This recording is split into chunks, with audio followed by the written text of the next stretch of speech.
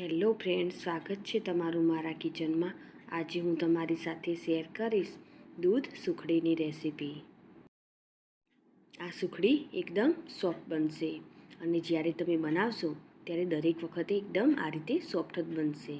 આ રેસીપી તમને ગમતી હોય અને હજી સુધી સબસ્ક્રાઈબ ન કરી હોય તો લાઈક, શેર અને સબસ્ક્રાઈબ કરજો। આ દૂધ સુખડી આપણે પરફેક્ટ માપ સાથે બનાવીશું તો એકદમ સરસ અને પોચી બનશે। આ સુખડી એટલી પોચી બનશે કે નાના જે બાળકો હોય જેમને દાંત ન હોય તે અને એક વડીલ વર્ગ તે પણ સરળતાથી આ સુખડીને ખાઈ શકશે। દૂધ સુખડી બનાવવા માટે 1.5 કપ જેટલો આપણે ઘઉંનો લોટ લઈશું। જે આપણે રોટલી કરવા માટે વાપરતા હોઈએ તે લોટ લઈશું અને 1/4 કપ જેટલો આપણે ભાખરીનો લોટ લઈશું। બધા લોટને આપણે ભેગો કરીએ તો 2 કપ જેટલો લોટ થશે। હવે આપણે 1 કપ જેટલો ગોળ લઈશું અને 1 કપથી થોડું ઓછું એવું ઘી લઈશું અને 4 ચમચી જેટલું દૂધ લઈશું। હવે આપણે કાજુ, અખરોટ, મગજતરીના બીજ અને બદામ લઈશું। સૌથી પહેલાં આપણે એક કડાઈમાં 2 ચમચી જેટલું ઘી લઈ લઈશું અને તેમાં ડ્રાયફ્રૂટને રોસ્ટ કરી લઈશું।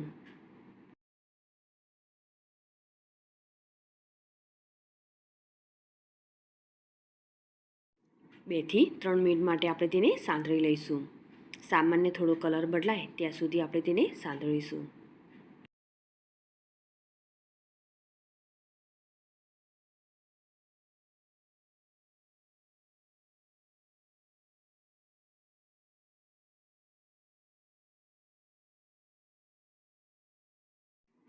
ડ્રાયફ્રૂટ સરસ એવા સાંતળાઈ ગયા છે। હવે આપણે તેને બહાર કાઢી લઈશું અને મિક્સરમાં તેને ક્રશ કરી લઈશું।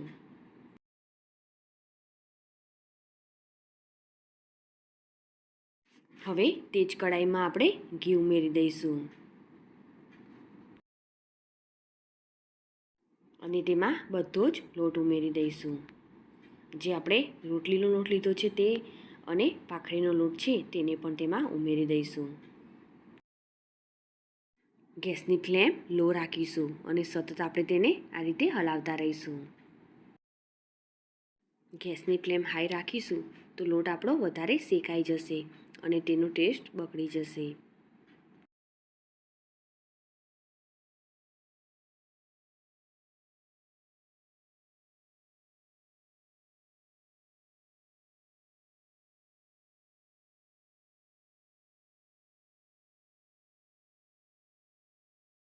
લોટ સરસ એવો શેકાઈ જાય અને કલર પણ બદલાઈ જાય ત્યાં સુધી આપણે તેને શેકીશું। આપણે તેને સતત આ રીતે હલાવતા રહીશું। આ લોટને શેકાતા 7 થી 8 મિનિટ જેટલું લાગશે।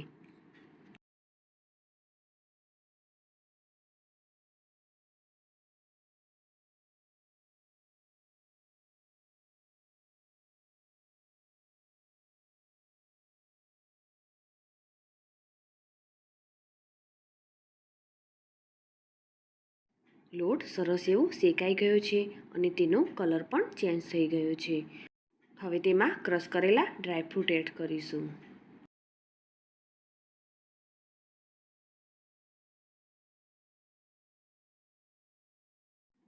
સરસ રીતે તેને મિક્સ કરી લઈશું।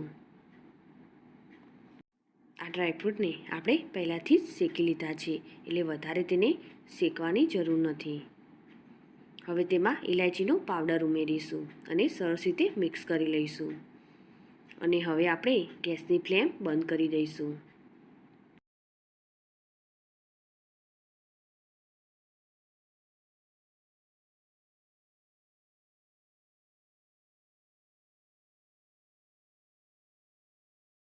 ગેસની ફ્લેમ બંધ કરી લીધા પછી આપણે તેને 2 મિનિટ માટે આ રીતે હલાવતા રહીશું।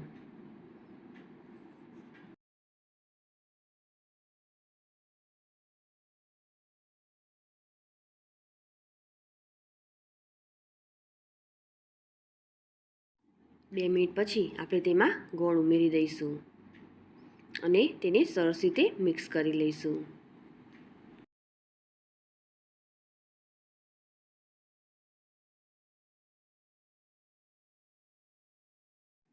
સરસ એવું ગરમ હશે એટલે ગોળ સરસ એવો મિક્સ થઈ જશે.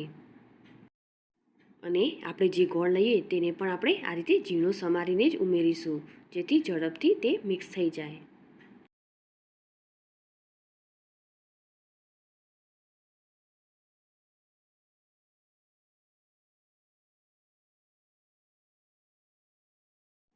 ગોળ સરસ રીતે મિક્સ થઈ જાય પછી તેમાં આપણે થોડું થોડું દૂધ ઉમેરીશું. દૂધ ઉમેરી લીધા પછી આપણે તેને સરસ રીતે મિક્સ કરી લઈશું.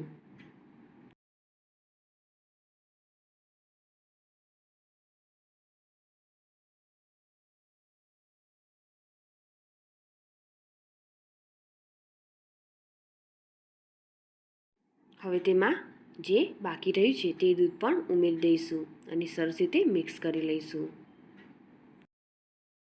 આ રીતે દૂધ ઉમેરવાથી સુખડી એકદમ સોફ્ટ બનશે.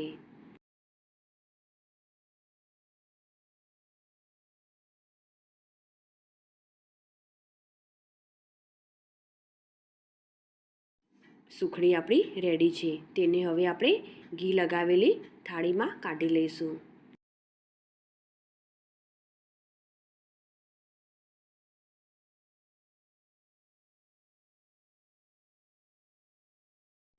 આ સુખડીને આપણે આ રીતે સ્પેચ્યુલાની મદદથી સરસ એવી સેટ કરી લઈશું.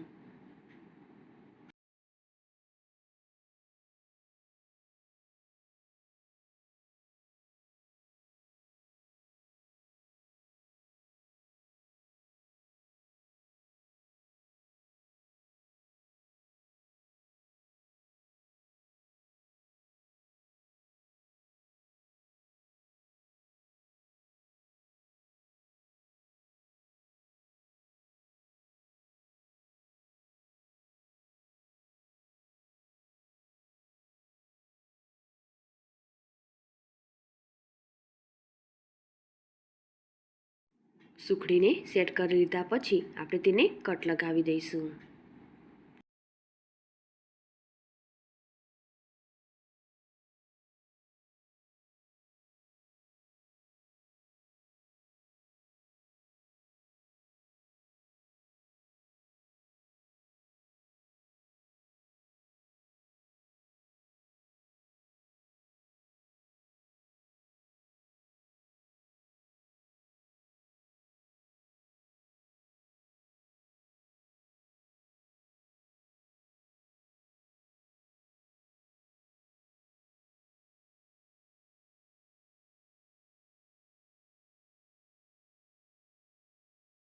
તો આ દૂધ સુખડી આપણી રેડી થઈ ગઈ છે.